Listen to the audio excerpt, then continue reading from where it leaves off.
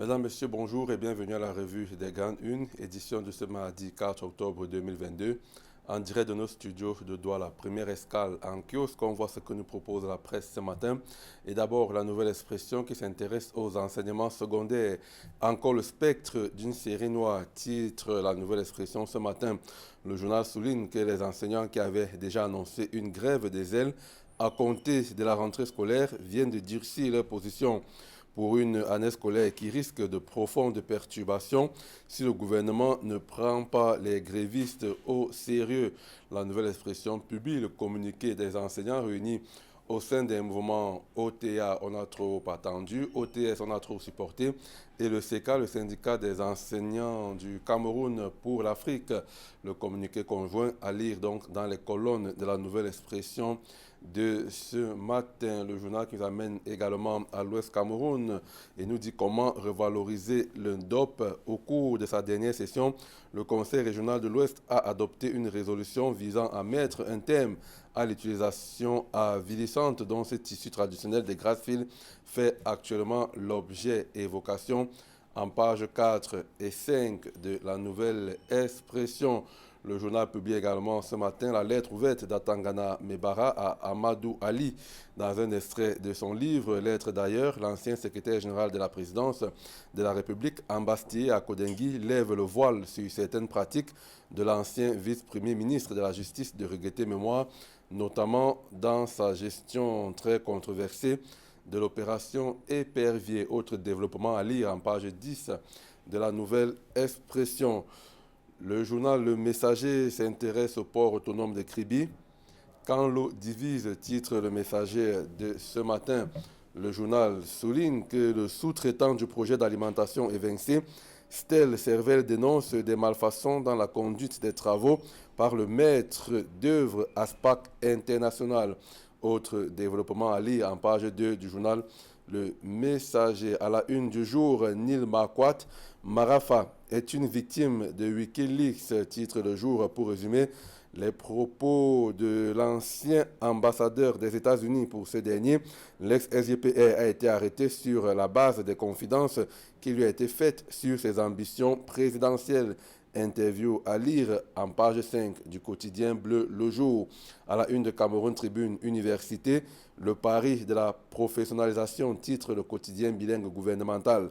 Depuis l'introduction du système LMD, l'État s'attelle à offrir aux jeunes des universités publiques et des instituts privés de l'enseignement supérieur et des formations adaptées aux exigences et besoins du marché de l'emploi.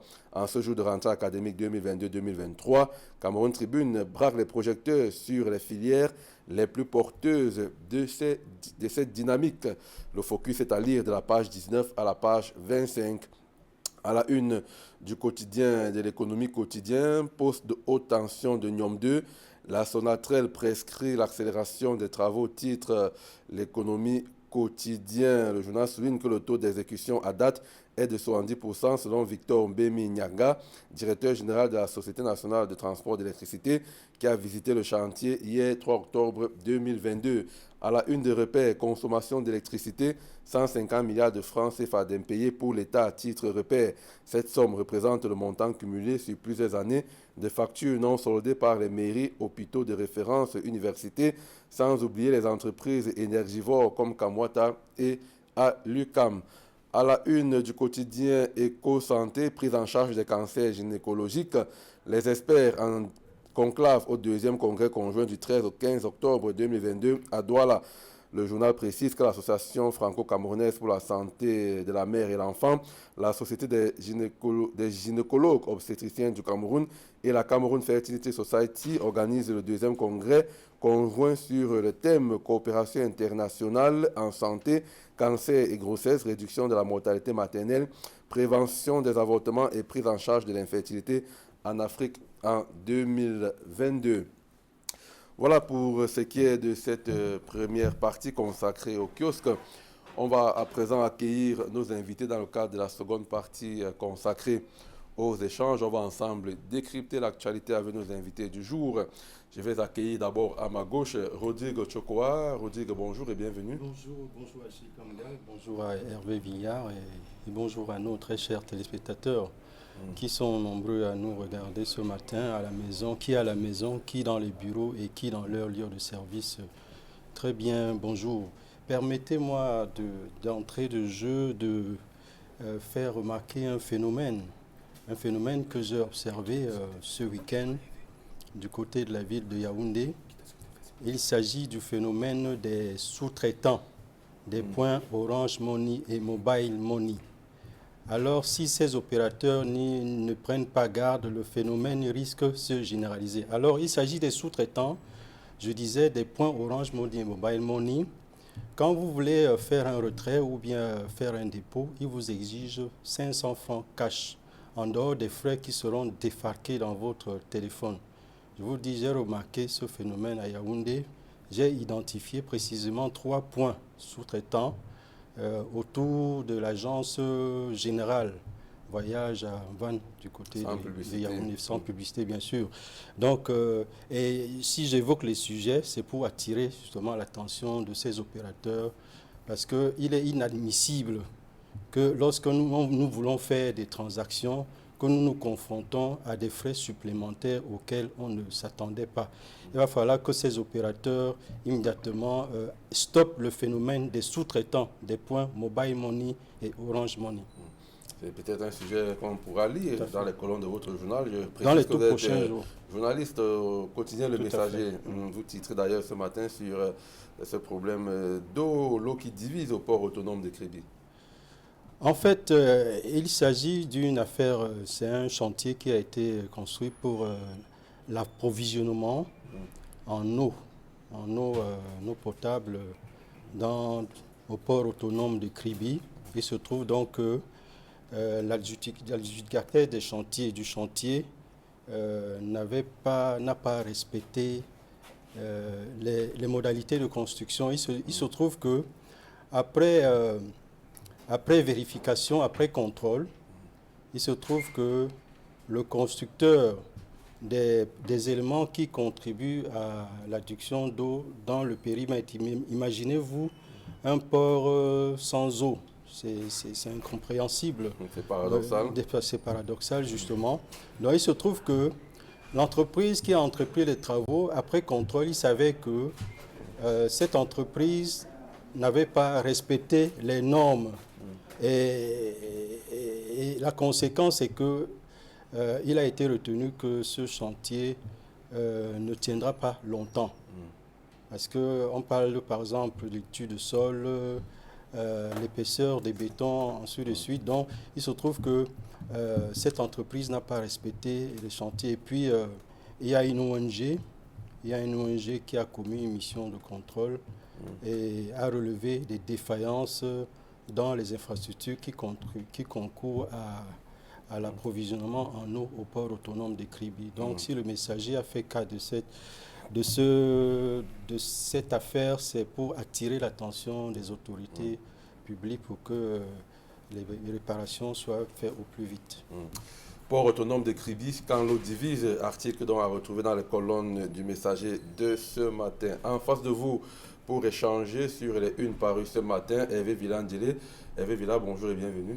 Good morning, Rashid Kamga. Good morning to Ode Chukwaha. Good morning to all those who are listening to us this morning. And why I'm wearing white shirt this morning because I'm looking as a peace ambassador. That's why I am now I am here now to let people know that no matter what we are facing, no matter what we have as problem, we need to be joyful. We need to look forward, and we look to be praying for the coming back peace to our zone where there is war, particularly in Anglophone zone and in the far west, far north. I want to say far north, and know that far north, and as I'm using this opportunity to say to all those who are fighting that we are all losers. We are all losers. It means that nobody won the war. Even if the winner of the war is a loser, because when you evaluate what you have lost, people that you lost, those who have been killed during the war, you see that you have lost many things. If you can stop it now, you can say, okay, you can save the little that is remaining for us. It's my way, it's my prayer. I hope that those who are fighting those who are organizing the war will finally get what I'm saying and stop it. Thanks to be here with us this morning, Hervé Villa-Ndjelé. On va continuer à éplucher les unes ce matin. On prend la nouvelle expression, votre journal d'ailleurs, Hervé Villa-Ndjelé, qui revient sur le spectre d'une série noire s'agissant des enseignements secondaires. Que veulent encore les enseignants? Que veulent encore les enseignants? C'est que les enseignants ont toujours voulu, ce que les enseignants demandent depuis que l'éducation existe. Vous savez, on ne peut pas éduquer quand on n'est pas soi-même bien dans sa peau. On avait dit un corps sain dans un esprit sain. Et pour partager, il faut être soi-même d'abord rassasié. Vous pensez qu'on peut dispenser ce qu'on n'a pas? Non, je ne pense pas. Est-ce qu'on peut être content de dispenser qu'on n'est pas... Est-ce qu'on peut dispenser bien quand on n'est pas content? Non, je ne pense pas. C'est parce qu'en réalité, nous sommes à la veille de la célébration de la journée internationale de l'enseignant. Le 5 octobre. Le 5 octobre, c'est demain le 5 octobre. Donc, la nouvelle expression, je anticiper un peu pour revenir sur la condition de nos enseignants. Vous voyez que nous sommes, il y a déjà ce mot d'ordre de grève qui est relancé par OTS, trop c'est trop. Vous voyez donc c'est pour dire que OTA et CK pour dire que les problèmes des enseignants demeurent. On a commencé certainement à les résoudre, mais on n'a pas continué, on n'a pas achevé. Surtout que la litanie des problèmes qui rencontrent sont nombreux. À côté des difficultés qu'ils ont au niveau du recrutement, à côté des difficultés qu'il y a au niveau du paiement concernant les enseignants du privé, vous voyez donc que le corps enseignant est l'un des corps les plus malades au Cameroun.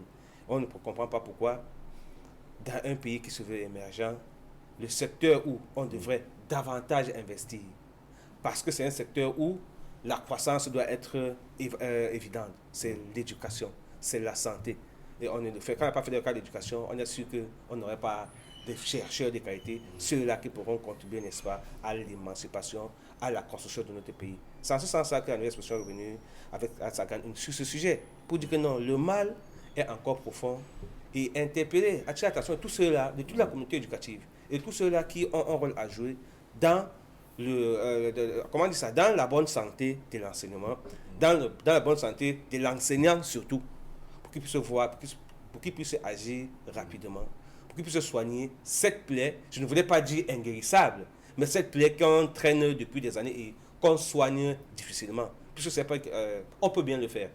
Si on peut débloquer l'argent pour renouveler les véhicules des préfets, si on peut débloquer l'argent pour faire la guerre, si on peut débloquer l'argent pour financer des projets et qu'à la fin on découvre qu'on a plutôt volé une bonne partie de cet argent, si on peut faire des prêts pour des projets qu'on ne réalise pas, vous vous rendez compte qu'on peut faire également des prêts pour permettre que le Camerounais, les jeunes Camerounais reçoivent une éducation de qualité parce qu'on a mis des enseignants dans de très bonnes conditions de travail. Ok, Rodrigue Tchokoa, le gouvernement a-t-il joué avec ces revendications des enseignants? Là, on a connu OTA il y a quelques mois avec le CK qui avait déjà fait Craie morte, opération Craie morte, ils reviennent parce qu'effectivement les revendications n'ont pas été prises en compte. Est-ce que le gouvernement joue avec le feu?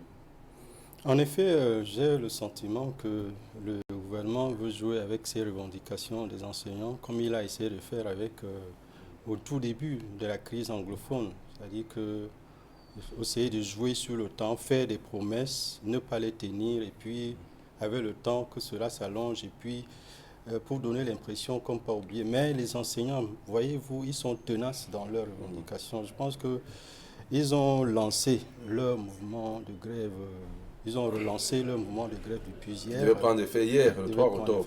3 octobre. Maintenant, il sera question pour nous, les médias, d'aller sur le terrain, vérifier, essayer d'observer qu'est-ce qui se passe. Est-ce que cette grève est effective? Mais l'observation que je peux faire par rapport à ce mot d'ordre de grève, parce que la chance que le gouvernement a, c'est que le gouvernement, il n'y a pas encore, il me semble qu'il n'y ait pas encore une adhésion populaire à cette grève. Parce que imaginez-vous, si tous les enseignants du secteur public adhèrent à cette grève, je me pose la question de savoir ce que va devenir l'année scolaire pour les écoles, les collèges publics. Donc voilà, c'est encore circonscrit, mais il va falloir que nous, médias, nous puissions rentrer sur le terrain pour essayer de voir l'effectivité des rentrées scolaires. Donc pour situer un peu le téléspectateur, qu'est-ce qu'il revendique de manière concrète? Qu'est-ce que le gouvernement n'arrive pas véritablement à prendre en compte? Pourquoi ça dépasse le gouvernement de répondre à ces revendications-là. Donc, les promesses qui ont été faites et que les enseignants tiennent à ce que cela soit respecté jusqu'à l'heure actuelle, il y a le paiement des salaires complets à partir du mois de mars 2022 pour tous les enseignants n'ayant pas encore de salaire complet. Cela suppose en réalité la suppression du système de fractionnement de salaire, 2 tiers, ainsi de suite. Donc, il y a également la signature du statut spécial des enseignants, dont le contenu est une révision du décret numéro 2000/359 du 5 septembre 2000 portant statut particulier des fonctionnaires des corps de l'éducation nationale. Il faut dire que sur ce point, les enseignants voudraient qu'il y ait un statut qui soit reconnu pour l'enseignant et qu'il y ait un plan de carrière, qu'il y ait une visibilité en termes d'avancement, des primes, et ainsi de suite. Il faut en fait un plan de carrière pour chaque enseignant. Il y a une autre revendication que je m'en vais relever, le paiement de toute la dette due aux enseignants pour toutes les promotions, toutes rubriques confondues. Voyez-vous, il y a par exemple les frais de correction des examens, là-dedans. Il y a le recrutement, les différentes primes. Il y a le recrutement massif des instituteurs de l'enseignement technique, déjà formulé conformément à la réglementation en vigueur. Il y a la suppression pure et simple du système des 2 tiers et des 1 tiers. Donc voilà, le paiement intégral de la prime relative à l'encadrement psychopédagogique et à l'évaluation. Donc, mais est-ce que tout ça c'est insurmontable pour le gouvernement? Ce n'est pas insurmontable. Ce n'est pas du tout insurmontable. Parce que voyez-vous, si le gouvernement a pu trouver de l'argent, on parle des centaines de milliards pour construire des stades qui aujourd'hui, ma foi, ont un gros souci d'entretien puisque ces stades ne sont pas utilisés, voyez-vous. Donc, si le gouvernement a pu trouver d'énormes sommes d'argent pour construire les stades, pour abriter la CAN, il est inadmissible que les enseignants qui sont, ma foi, dans la chaîne des valeurs de la société, voyez-vous, parfois on a comme impression que il y a un complot qui s'est tramé contre l'école au Cameroun. L'école qui est, ma foi, l'une des valeurs sociales encore qu'il demeurait. Mais depuis l'avènement du renouveau, moi je le dis comme ça, depuis l'avènement du renouveau, parce qu'il y a un souci à ce niveau, depuis l'avènement du renouveau, il y a un problème avec la valorisation des valeurs. Ma foi, celui qui a prôné la rigueur et la moralisation, voyez-vous, ce qu'est devenu la société de nos jours.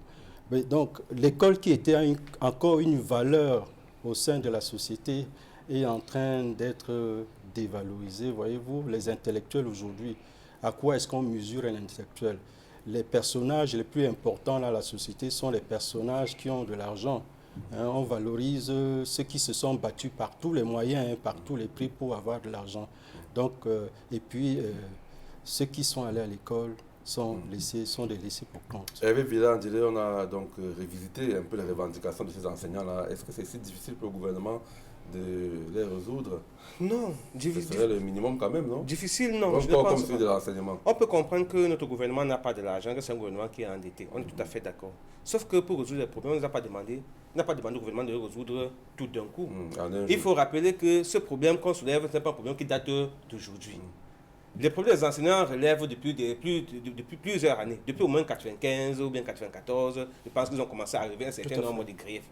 Et si l'État s'était mis dans une logique de résolution de ces problèmes, on ne serait pas arrivé à les avoir autant amassés. Parce que même quand on les a amassés, il faut tout simplement mettre sur pied une philosophie de résolution des problèmes et être honnête et objectif par rapport à cela. Ce qu'on n'attend pas de l'État, ce n'est pas de les résoudre tout d'un coup, non. Mais c'est de mettre sur pied un planning de résolution, de les respecter. Je pense que les enseignants avec l'État du Cameroun peuvent avoir ce qu'on appelle un gentleman agreement. Le gentleman agreement permet de dire que, ok, compte tenu de ce que vous posez comme revendication, c'est vrai, c'est beau, nous les reconnaissons. Ça, c'est la première des choses. On dit que, compte tenu des difficultés que nous avons, vous savez que nous sommes sur le front de guerre par-ci, par-là, nous rencontrons des difficultés sur le plan financier. Voilà ce qu'on entend faire.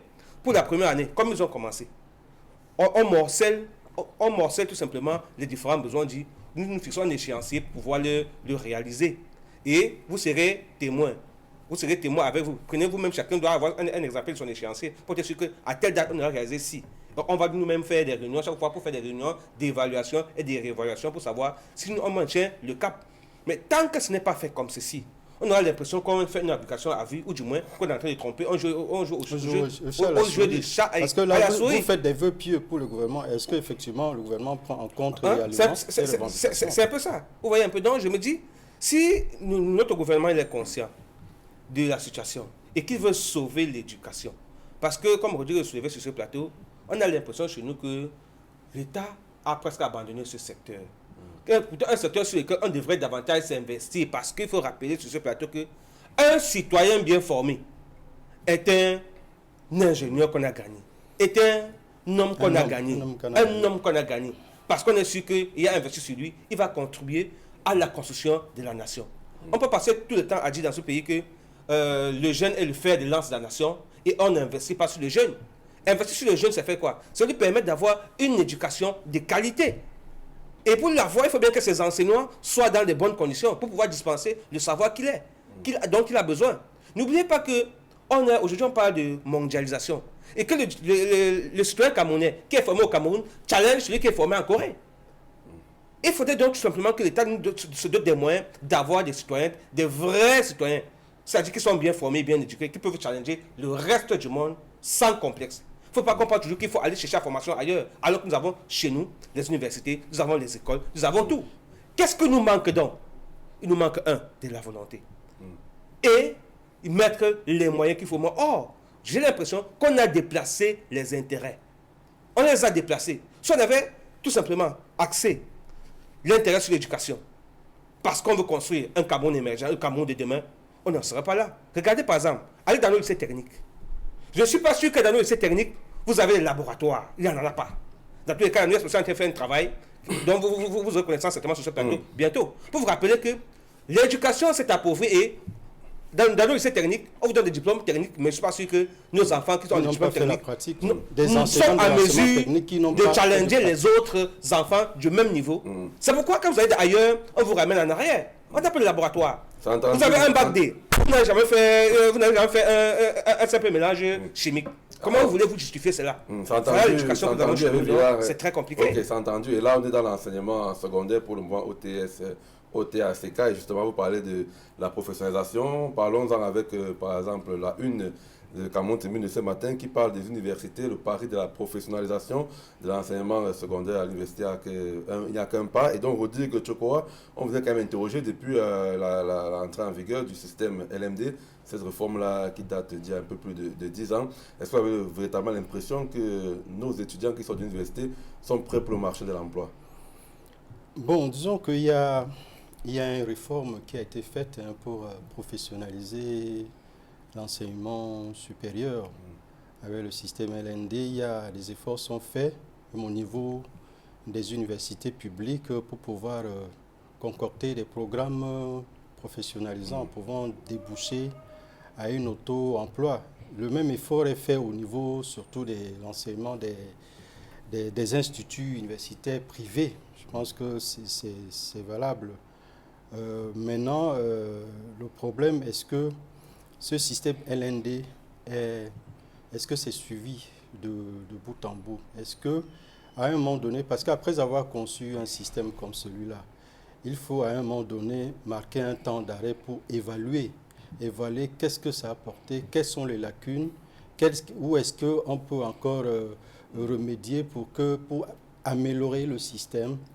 Ma foi, je pense que c'est à ce niveau le problème. Un sujet, pourtant, c'est un sujet qui est pourtant lié à l'école. On parlait de la valeur. Cette dévalorisation du tenant et des dispensateurs du savoir.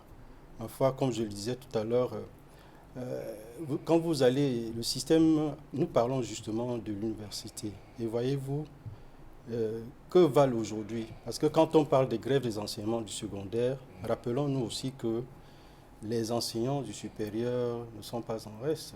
Eux aussi, ils ont des revendications. Ils ont leur lot de difficultés et de problèmes. Tout à fait. Et donc, quand l'enseignant, qui est le dispensateur du savoir, est valorisé, je voudrais vous faire observé que les enseignants sont tellement dévalorisés aujourd'hui que si vous êtes enseignant d'université de l'État et que vous ne chantez pas les louanges du régime, vous n'aurez pas droit aux promotions auxquelles vous êtes en droit de vous attendre. Je peux vous d'abord vous observer en tant qu'homme de médias, des universitaires qui, après avoir critiqué le régime, étaient obligés de retourner leur veste pour avoir ce à quoi ils ont droit. Donc nous observons cela au quotidien. Donc pour corroborer à ce que je disais tout à l'heure, que j'ai le sentiment qu'il y a un complot contre l'école et le savoir au Cameroun. En une minute, Hervé Villandilé, votre évaluation du LMD, est-ce que les choses ont changé depuis l'entrée en vigueur de cette réforme-là à l'université? Il faut dire que sur le plan intentionnel, on peut dire que les choses ont changé parce qu'on a vu, par exemple, un partenariat entre le GICAM et les SEC de Douala ou bien l'Université de Douala dans son ensemble. On a pensé effectivement que le groupement patronal du Cameroun, qui réunit l'ensemble des patrons, ou bien la majeure partie des patrons, et sur le plan économique, des chefs d'entreprise sur le plan économique, avaient émis le vœu selon lequel beaucoup des étudiants qui sortent de nos universités ne peuvent pas facilement intégrer les emplois. Il faut justement que ce genre de partenariat puisse se permettre qu'on ait une formation qui est faite par les professionnels qui exercent en entreprise pour que l'étudiant, à ressortir après son diplôme, soit à même d'intégrer les entreprises. L'initiative est là, l'intention est bonne. Maintenant, il faut tout simplement que, à côté de l'intention, que la pratique suive. Les partenaires sont déjà là et on a également observé qu'il y a quand même au sein de l'université, pas seulement des enseignants qui sont formés, qui enseignent, il y a également des professionnels qui viennent enseigner désormais dans nos universités pour permettre aux étudiants de pouvoir toucher les réalités du milieu professionnel. Je pense que c'est un fait aujourd'hui. Bon, maintenant, le temps d'évaluation, c'est déjà de voir les premiers fruits. Sur les terrains. Donc je pense qu'on n'en a pas encore, sauf si je me trompe, mais parce que c'est quand même récent. Le système LMD chez nous, ça a peut-être 5 ou 10 ans maximum, mais le partenariat avec les entreprises, c'est récent, c'est 3 ans. Par exemple, le cas de l'Université de Douala, si je ne me trompe pas. On espère tout simplement que les intentions qui ont été émises soient suivies, soient accompagnées par les faits, et que, comme on le signale sur ce plateau, qu'il y ait une évaluation afin que passer l'université pour un emploi ne soit plus très compliqué. C'est entendu, Hervé Villandilé. Terminons rapidement avec cette une du jour. L'ancien ambassadeur Neil Marquardt, l'ancien ambassadeur des États-Unis au Cameroun, qui dit que Marafa est une victime de Wikileaks et que l'ancien SDPR a été embastillé pour des confidences qu'il a fait donc à l'ancien ambassadeur Neil Marquardt. Ça pose quand même la question de le passé PV dont on parlait beaucoup à l'époque, ces velléités de pouvoir qu'on collait à Marafa Amidoaya. On confirme dans cette interview. En effet, il faut rappeler que Marafa Amidoaya n'est pas seul dans cette liste. G11. Oui, il y a tout un groupe, le G11, le G11. Dont on avait soupçonné qu'il lorgnait au pouvoir d'Etoudi. Et donc, je crois que dans le G11, il y a l'ancien ministre des Finances. Il y a Yves-Michel Fosso, ils sont nombreux qui ont été pris dans le cadre de cette opération. Mais en fait, parce que, justement, et ça me rappelle, justement, les câbles de Wikileaks a fait beaucoup jaser. C'est eux qui ont révélé cette conversation au grand jour. Et parmi les ambassadeurs qui se sont succédés, les ambassadeurs des États-Unis au Cameroun, il y a effectivement Neil Marquardt, qui... Parfois, je me pose la question de savoir est-ce qu'il n'avait pas un lien avec ce câble Wikileaks, parce que toutes les conversations dont il tenait avec les ministres camerounais étaient relayées Wikileaks. Souvenons-nous, il y a un ministre qui vient de décéder, Amadou Ali, et c'est ce même ministre, il a effectivement, Wikileaks avait également révélé beaucoup de choses à l'endroit. Donc, c'est un gros souvenir et puis c'est à saluer parce que Wikileaks nous a beaucoup aidé, ça nous a révélé beaucoup de choses, ma foi. Hervé Villa, une réaction sur cette une-là? Oui, il faut dire que... Les propos de l'ambassadeur des États-Unis, l'ancien. Oui, mais il faut quand même dire que le câble de Wikileaks, comme on le signale sur ce plateau, a permis de démystifier un certain nombre de choses, bien de comprendre certaines choses. Sauf que ce que moi je vais dire, c'est que les velléités de pouvoir, c'est normal. Ne vois pas pourquoi est-ce que ça doit faire problème on peut aspirer les disent que je veux être président de la République. Mais s'il n'a pas de désir, s'il n'a pas de rêve, alors il ne vit pas. Pour vivre, il faut d'abord rêver. Je ne vois pas en quoi est-ce que ça devrait nuire à celui qui est au pouvoir. Je ne pense pas, au contraire. Quand vous savez que vous faites bien votre travail, vous ne devez pas craindre, au contraire. On travaille pour la postérité, on ne travaille pas pour la durée. C'est pour la postérité. Quand vous avez fait bien votre travail, on n'a pas besoin de vivre pendant 50 ans. On n'a pas besoin de vivre pendant, dans tous les cas, Ou bien de durer au pouvoir, plus de 40 ans. Je vais prendre un exemple. Jésus-Christ a commencé son ministère quand il avait 33 ans. N'est-ce pas? Et il a fait combien d'années après? Il n'a pas vécu pendant longtemps. Sauf qu'aujourd'hui, pour les chrétiens, pour ceux qui sont chrétiens, on en parle encore milliers d'années après. Donc, c'est pour dire que si on va penser que les uns et les autres sont allés en prison parce qu'ils ont eu des intentions, il faut dire que ce n'est que chez nous qu'on peut voir ce genre de choses. Il faut rêver. Hervé Villa peut dire sur ce plateau que je rêve d'être président de la République. Mais ce n'est pas mon rêve, mais c'est normal. Le problème, le sujet, c'est est-ce que dans le contexte actuel, on peut rêver justement? Oui, il faut rêver. Parce si on ne rêve pas. Oui, là. Si vous ne rêvez pas, vous ne vivez pas. Et puisqu'on tue les rêves. Non. Quand on si vous acceptez qu'on tue votre rêve. Vous parlez d'un idéal, c'est l'idéal. Oui, c'est l'idéal qui devait être. Maintenant, on est dans un contexte où les uns et les autres ne sont pas obligés, même chez nous, même dans le village, si tu parles fort, le sorcier va savoir ton rêve et va tuer ton rêve. Voilà. Comme pour dire que. C'est une forme de. Merci. En fait, j'ai fait allégeance, je fais appel à cette allégorie pour faire comprendre que non, c'est difficile quand même d'être au pouvoir chez nous et de penser, aspirer au pouvoir. Merci, au nom du principe de liberté, que l'on permette à tout le monde. C'est entendu, monsieur. La suite en kiosque, procurez-vous les journaux pour en savoir davantage sur les une traitées ce matin. Merci Rodrigue, merci Hervé Villa, merci à vous à la maison d'avoir regardé cette émission. Merci à nos équipes techniques en régie, Jonathan Babiola et Derek Simze, tous autour de Emo Sofongo qui a coordonné tout cela. Rendez-vous demain à 9h20 pour une autre édition de la revue des Grandes Unes. Restez sur Equinox Télévision, la team d'Isabelle Carrozopet prend le pouvoir pour 10-12 les Zéniths.